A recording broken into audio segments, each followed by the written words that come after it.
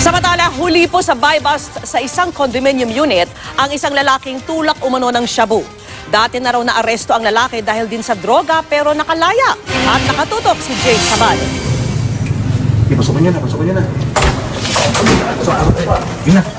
Nasa 60 gramo ng umanay shabu na 260,000 pesos ang street value, drug paraphernalia at isang timbangan. Tumambad ang mga yan sa mga tauhan ng Quezon City Police Drug Enforcement Unit. Nang lusubin kagabi ang condominium unit na ito sa Panay Avenue.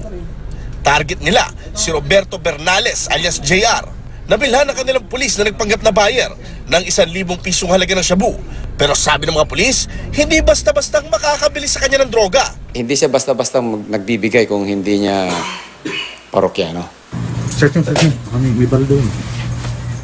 Matapos kapkapan, nakuhanan si Bernales ng isang 9mm na revolver na may 3 bala. May nakita rin doong 7 bala na caliber 45, jacket at sombrerong may nakaimprentang NBI. Yung uniforme po ng NBI, kanino po yan? Binigay lang po sa akin yan, sir. Sino pong nagbigay, sir? Active ba yun? Active? Basta po, sir, hindi naman. Pangalan. Sabihin mo. Yung nga po yung si Jeff po.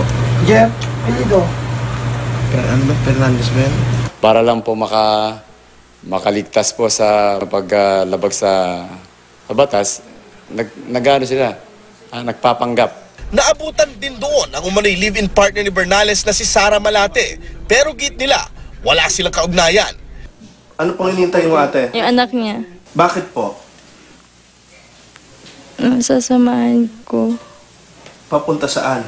Mag-a-apply sana ng trabaho. Hindi nagbigay ng pahayag tungkol sa droga ang mga sospek na naharap sa mga kaso. Noong 2014, naaresto rin si Bernales dahil sa illegal na droga pero inabsuelto ng korte. Jay Sabale, nakatutok, 24 oras.